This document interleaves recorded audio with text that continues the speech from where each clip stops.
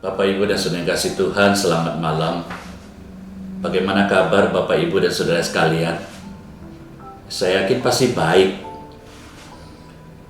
Namun sebaik apapun kehidupan kita malam ini atau hari ini, Anda dan saya mungkin pernah mengalami yang namanya penderitaan.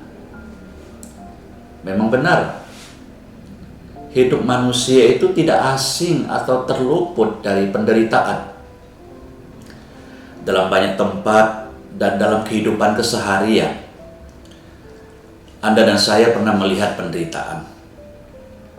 Kita melihatnya di perempatan jalan, di bangsal-bangsal rumah sakit, di daerah-daerah kumuh. Kita melihatnya di tempat-tempat di mana banyak orang yang kemudian mengalami kesulitan akibat bencana alam. Di tempat-tempat itu, penderitaan terlihat dengan jelas. Mungkin pada diri orang lain maupun diri kita sendiri, terkadang penderitaan tidak segan menghampiri dan menghimpit kehidupan kita. Memang harus kita akui, sekalipun kita sudah terbiasa bergulat dengan penderitaan dan berbagai kesulitan kehidupan, namun harus saya katakan, penderitaan itu bukanlah situasi normal kehidupan manusia. Dalam kondisi terjepit dan buntu menghadapi penderitaan, Anda dan saya mungkin bertanya, mengapa saya mengalami semua ini? Mengapa Tuhan memberikan penderitaan ini? Di manakah Allah pada waktu saya mengalami kesulitan dan penderitaan ini? Atas pertanyaan ini, kebanyakan orang cepat mengambil kesimpulan dan mengatakan bahwa kemungkinan penderitaan itu timbul karena dosa mereka. Pertanyaannya, apakah penderitaan selalu berkaitan dengan dosa seseorang? Tidak selalu demikian. Karena Alkitab menegaskan ada banyak faktor atau sumber yang menyebabkan orang itu menderita. Bisa karena dosa, benar. Tapi bisa juga karena bencana alam yang tak dapat dihindari. Mungkin juga karena kesalahan orang lain. Atau memang mungkin karena kelemahan manusia yang sudah jatuh ke dalam dosa. Tidak bijak dan juga tidak banyak menolong kalau kita hanya menyimpulkan bahwa penderitaan itu melulu disebabkan oleh dosa manusia, karena ada banyak faktor-faktor lain yang mengakibatkannya. Nah, di sisi lain, banyak orang bergulat dengan penderitaan, akhirnya menyerah, pasrah, dan kalah. Ya, sudah nasib, mereka katakan. Saya mau menegaskan, ini juga bukan sikap yang benar dan bijak. Karena penderitaan diizinkan terjadi atas kehidupan kita, bukan untuk menghancurkan kita, melainkan Allah izinkan untuk menumbuhkan dan memperkuat kehidupan.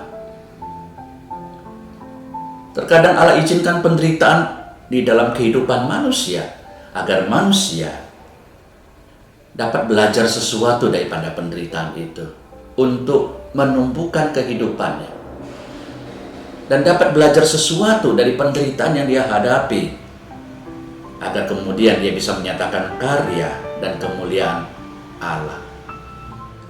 Malam ini, saya ingin mengajak kita untuk menyaksikan sebuah sharing singkat dari seorang saudari yang mungkin beberapa di antara kita mengenal dia.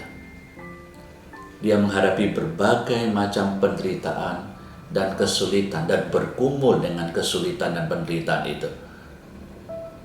Namun dia dapat bertahan. Kenapa dia bisa bertahan? Karena dia mempunyai perspektif yang benar dan tepat tentang penderitaan itu, sehingga dia bertahan atas situasi sulit dan penderitaan yang dia hadapi. Dan bahkan dia melihat bahwa Tuhan memakai penderitaan itu, dan dia maknai bahwa ada kemuliaan Tuhan di dalamnya.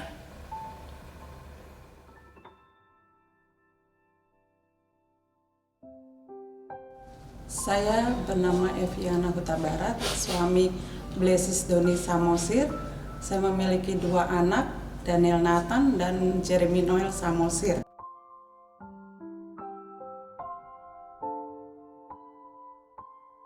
Kondisi kami keadaan sakit saraf kejepit dan gagal ginjal kronik, dan kami sudah menjalaninya selama 2 tahun.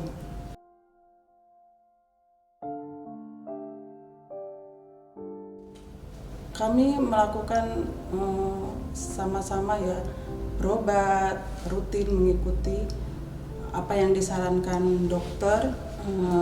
Apapun yang disarankan dokter kami lakukan, check up yang rutin dan minum obat.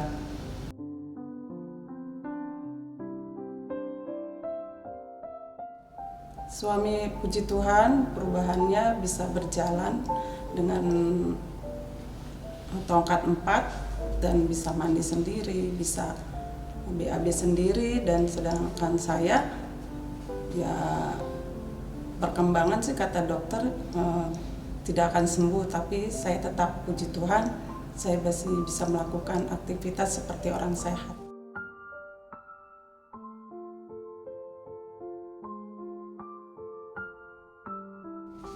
Masalah ekonomi tentunya, sehingga karena saya sudah tidak maksimal bekerja, waktu dan pikiran, dan pokoknya saya sudah tidak maksimal, sehingga membuat saya ambil keputusan untuk pensiun dini.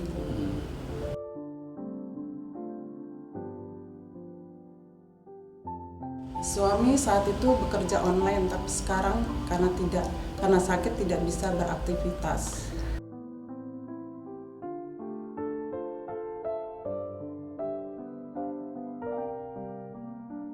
Ya, problem anak yang menanjak remaja tentunya itu juga membuat problem kami bertambah.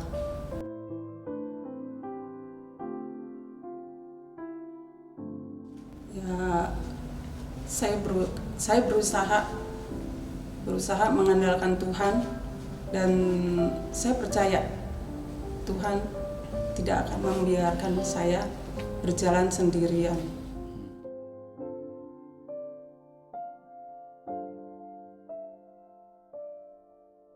Dari firman Tuhan yang setiap pagi saya baca, saya belajar, ya masalah ini membuat saya semakin rindu kepada Tuhan untuk membaca firman Tuhan.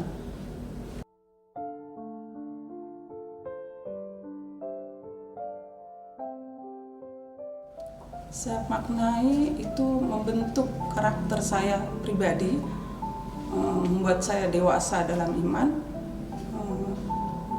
membuat saya juga Tuhan pakai saya untuk menjadi saksi di tengah-tengah keluarga dalam pergumulan saya.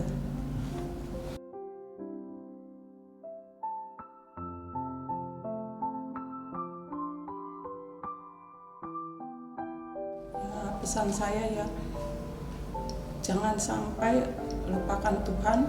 Di dalam Tuhan itu ada ketenangan, ada kesabaran, ada pengharapan, ada segala-galanya yang baik dan benar. Dan saya merasakan itu, dan saya ingin anak-anak saya pun takut kepada Tuhan supaya dia bisa kuat dalam menghadapi kehidupan yang dia akan hadapi. Kita sudah sama-sama menyaksikan sebuah sharing singkat yang begitu indah dari pengalaman saudari kita itu bersama dengan Tuhan tak kala dia menghadapi penderitaan di dalam kehidupannya. Malam ini saya mau mengatakan, apapun penderitaan yang Anda hadapi hari ini, Tuhan tidak pernah melepaskan pandangan matanya dari kita. Dia tidak pernah melepaskan tangannya dari kehidupan kita. Dia selalu menolong dan mau agar melalui penderitaan yang kita hadapi, Anda dan saya bisa bertumbuh dan memuliakan Tuhan. Seperti yang Paulus katakan, Di dalam Roma pasal 8 ayat 28. Kita tahu bahwa Allah turut bekerja dalam segala sesuatu untuk mendatangkan kebaikan bagi mereka yang mengasihi Dia, yaitu bagi mereka yang terpanggil sesuai dengan rencana Allah. Selamat malam. Tuhan menolong dan menguatkan saudara tak kalah penderitaan menghampiri. Mari kita ambil saat teduh dan berdoa.